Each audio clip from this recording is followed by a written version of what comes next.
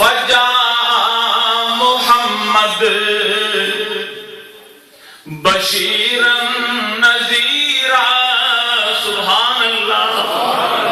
حضور کی بات ہو رہی ہے.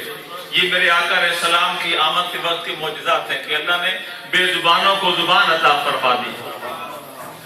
فجاء محمد بشیرا نذیرا. فجاء محمد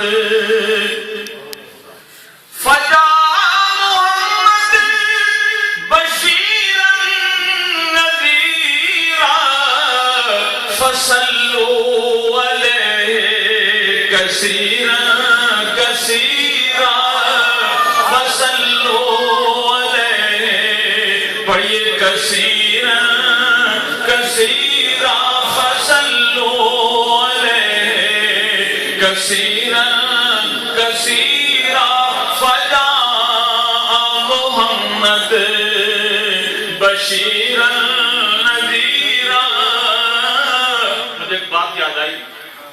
شیخ سعدی نے کلام لکھا بلغ العلا بکمالہ کشف الدجا بجمالہ حسنت جمیع خصالہ. یہ 3 مصرے ہو گئے، چوتھا مصرع نہیں ہو رہا. اتنا قادر الکلام شخص آگے بات نہیں بن رہی. ایک دن سرکار تشریف لائے. ساتھیو لکھا ہے وہ تو سناؤ.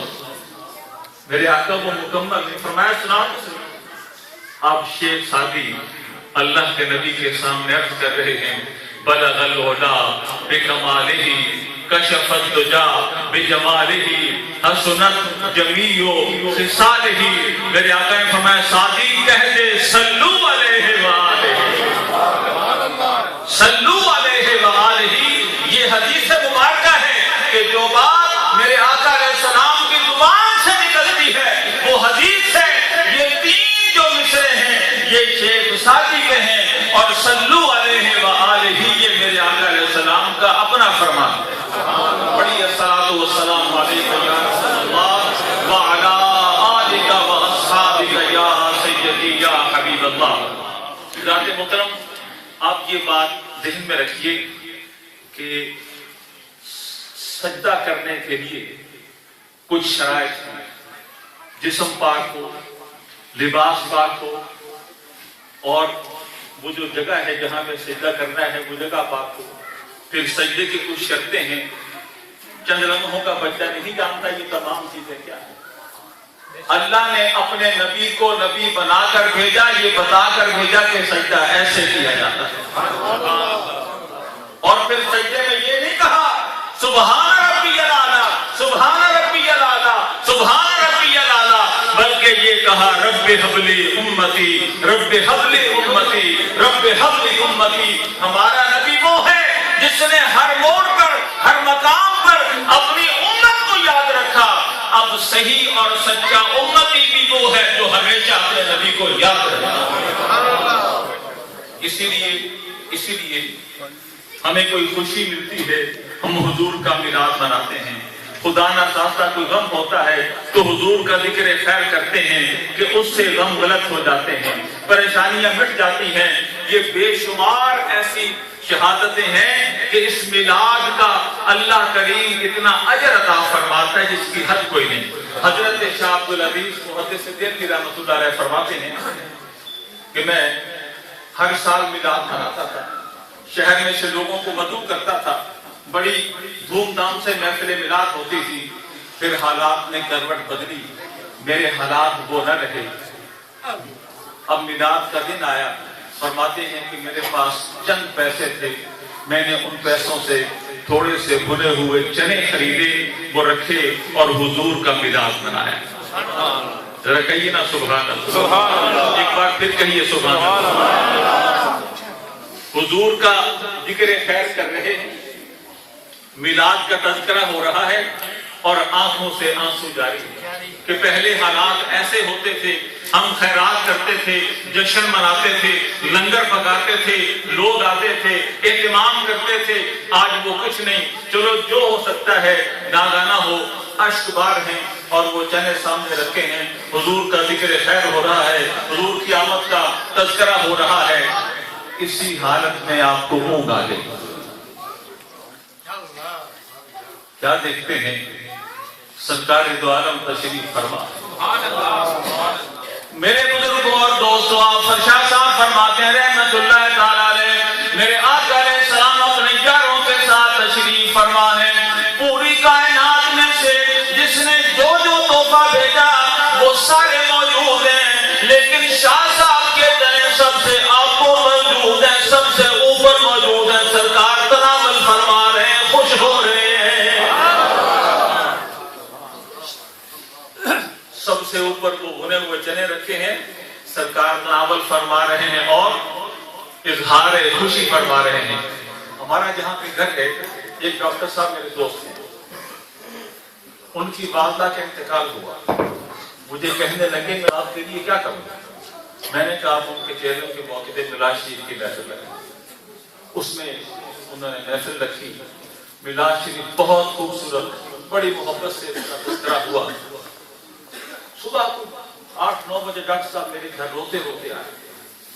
میں پریشان ہوا کہ اللہ بہتر جانتا ہے کیا بات ہے، اتنی پریشانی اشک بات ہے.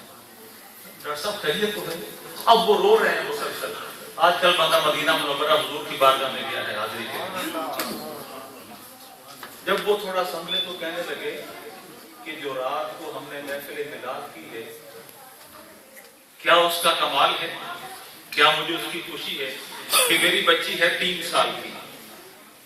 وہ صبح کہنے لگی ابو مجھے رات دادو خواب میں نظر آئی اور کہنے قسم خدا کی، یہ ڈاکٹر صاحب کے الفاظ تھے، کہنے لگی کہ بیٹا تمہارے ابو نے جو رات محفل میلاد میں روشنی کی وہ ساری کی ساری روشنی میری قبر میں ہے. یہ وہ محفل ہے، یہ وہ تذکرہ ہے، یہ وہ ذکر ہے جسے اللہ پسند فرماتا ہے، جسے اللہ خود قرآن میں جگہ جگہ بیان فرماتا ہے. اگر وقت ہوتا تو میں عرض کرتا. باہر کہہ یہ ذکر وہ ہے جسے ہم میلاد کہتے ہیں. جس مسجد میں ہو، جس گھر میں ہو، جس بستی میں ہو، جس علاقے میں ہو، اللہ کی عزت کی قسم وہاں اللہ کی رحمتیں اور برکتیں نازل ہوتی ہیں.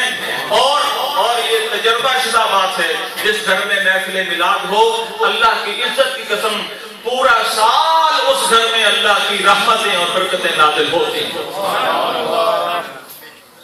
خلیفہ اول جانشین رسالت حضرت سیدنا صدیق اکبر رضی اللہ تعالیٰ عنہ فرماتے ہیں کہ لوگوں جس نے میرے نبی کے میلاد میں 1 درہم بھی خرچ کیا، اللہ کریم اس کے بھی سارے گناہ معاف فرما دیتا. یہ آپ لوگ جو دیار غیر میں نہ جانے کہاں سے آئے ہیں اور کب سے آئے ہیں، یہاں آ کر آپ کو اپنا وطن یاد ہے کہ نہیں، اپنا گھر بار یاد ہے کہ نہیں، رشتہ داریاں یاد ہے کہ نہیں، لیکن اللہ کے نبی کو آپ نے یاد رکھا. یہ وہ عمل ہے جسے اللہ کبھی رائے گا نہیں فرماتا. بات اور ہے جی ٹھیک جی ٹھیک. تو اب یہ کر رہا تھا، یہ وہ ذکر ہے جس سے انسانوں کے چہرے کھل جاتے ہیں. ہماری عیدیں جو 2 دوسری آتی ہیں وہ بھی مناتے ہیں، لیکن اس انداز میں نہیں ہوتی. یہ انداز ہی نرالا ہے. گھر سج جاتے ہیں، بازار سج جاتے ہیں. اب میں پہلی بار آیا ہوں، سچی بات ہے، جہاں پر بھی گئے ہیں گھروں کے باہر لوگوں نے لائٹنگ کر رکھی ہے اور نالین شریفین سجا رکھے ہیں. اب جس گھر میں نالین شریف کی تصویر ہو، خدا کی قسم آپ کو اس کا علم نہیں ہے. میں نے بڑے بڑے سید لوگوں کو دیکھا ہے، نالین شریف کی جو تصویر ملتی ہے وہ اپنی دستار میں رکھتے ہیں، اپنی ٹوپی میں رکھتے ہیں، اور اللہ گواہ ہے جنہوں نے اس کو سر پہ رکھا ہے اللہ نے ان کو سر بلند فرما دیا ہے. یہ میں کوئی آپ کو ایسے کہانی نہیں سنا رہا ہوں، جو ہمارے تجربات ہیں، جو ہمارے مشاہدات ہیں. اور بعض ایسے بھی بزرگ ہیں جب کوئی مشکل ہو، جب کوئی پریشانی ہو، کسی کام کے لیے کسی بڑے شخص کے پاس جانا ہو، اس کا دیدار کرتے ہیں اور پھر جب جاتے ہیں اللہ ان کو کامیاب فرما دیتا ہے. حضور کا ذکر خیر دلوں کو جلا بخشتا ہے، اور جو انسان کی قوت ایمانی ہے اس میں اللہ کریم برکتیں اور اضافہ فرماتا ہے۔ اب نبی کریم علیہ السلام دنیا میں تشریف لائے، اس کے بعد حضرت حلیمہ سعدیہ کے یہاں گئے۔ اب حلیمہ سعدیہ کا کیا حال تھا کوئی جانتا نہیں تھا۔ حلیمہ سعدیہ فرماتی ہے کہ میرے جسم کی حالت یہ تھی کہ میری پسلیاں آپس میں ملنے والی ہو رہی تھی، بھوک کا یہ عالم تھا، قہر تھا ایک قسم کا، کھانے پینے کو کچھ نہیں تھا، 3 بکریاں تھیں اور وہ بھی دودھ نہیں دیتی۔ جب حضور تشریف لائے تو بکریوں کا دودھ ختم نہیں ہوتا تھا، بکریوں کا دودھ ختم نہیں ہوتا تھا، یہاں تک کہ بکریوں کی تعداد 300 تک پہنچ گئی۔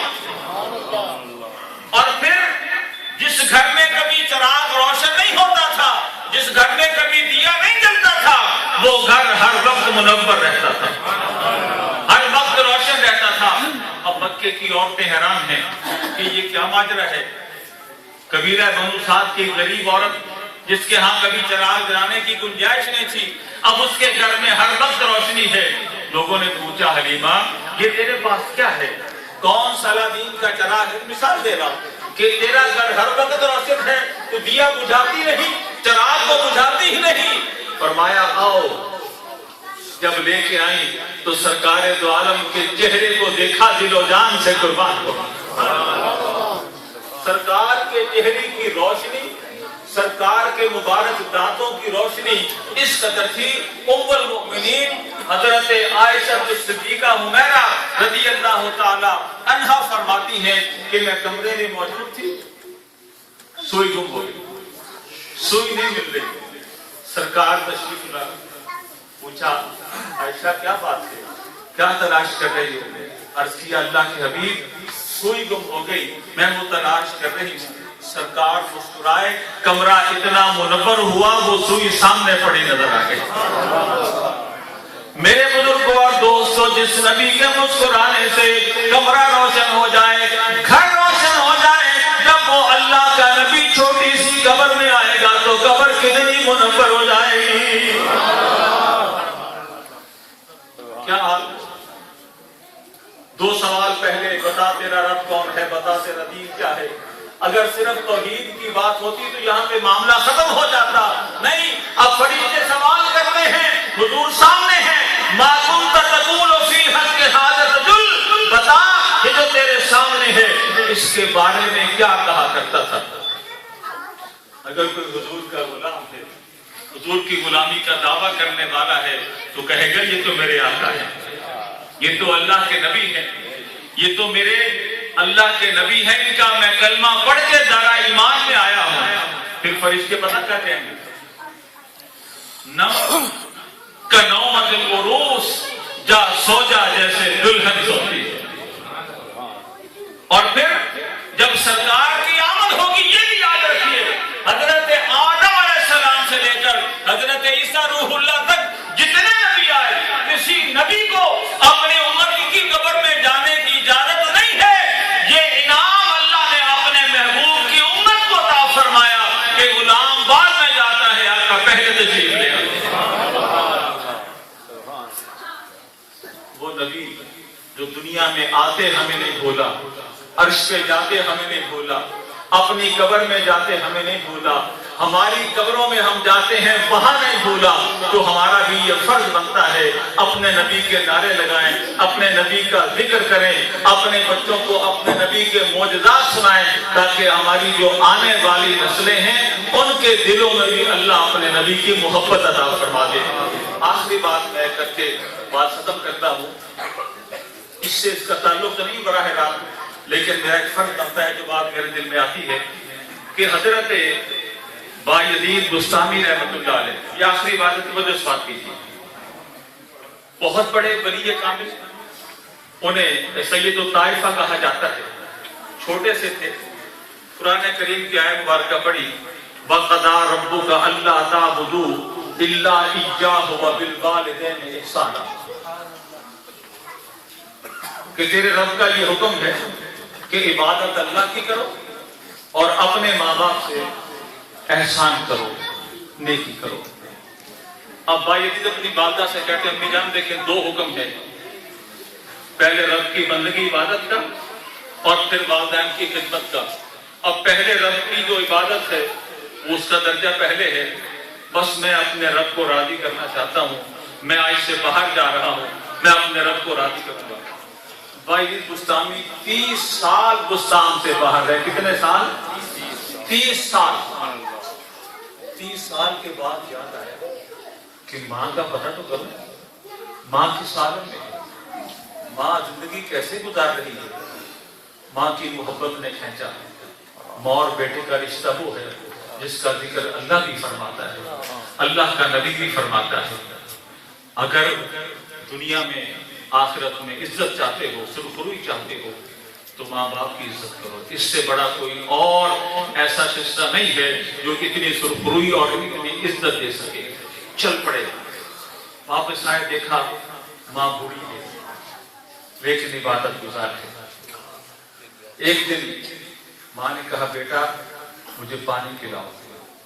گھر میں پانی نہیں، بایدید مٹکا اٹھاتے ہیں، چشمے میں پانی لینے کے لیے چلے جاتے ہیں، پانی لے کے آتے ہیں، گلاس میں ڈالتے ہیں، برتن میں دیکھا تو ماں سو رہی ہے۔ بوجہ احترام ماں کو جگایا نہیں کہ ماں تو نے پانی مانگا تھا پی لے، ماں کو جگایا کہ ماں بے آرام نہ ہو، ماں کی نیند خراب نہ ہو۔ جب ماں کی آنکھ کھلی دیکھا بیٹا پانی کا برتن لیے کھڑا ہے۔ تہجد کا وقت ہے، ماں کے دل سے دعا نکلی، مالک میرے بیٹے کو اتنی عزت دے، اتنی عزت دے کہ دنیا بھر میں اس کے نام کا ڈنکا بجتا ہے۔ اب بایدین بستامی رحمت اللہ تعالی فرماتے ہیں لوگوں اللہ کی قسم میں نے 30 سال جنگلوں میں جا کر اللہ کو راضی کرنے کے لیے، اللہ کو خوش کرنے کے لیے عبادت کی، بندگی کی، لیکن وہ 30 سال میں میں جس قدر رب کو راضی نہیں کر سکا، جو مجھے صلہ نہیں مل سکا، وہ ماں کی ایک دعا نے مجھے اللہ سے لے کے دے دیا۔ جن کے ماں باپ زندہ ہیں وہ بڑے خوش قسمت ہیں، ان کے لیے کامیابی کا زینہ ہے، اور جن کے والدین نہیں ہیں وہ اپنے والدین کے لیے اصحال ثواب، بخشش، مغفرت کی دعا کریں۔ اللہ کریم آپ کا یہ اہتمام، میری حاضری اپنی اور اپنے محبوب کی بارگاہ میں قبول فرمائے۔ میں سو جاؤں یا مصطفیٰ کہتے کہتے، کھلے آنکھ صلی اللہ کہتے کہتے، وآخر دعوانا ان الحمدللہ رب العالمین۔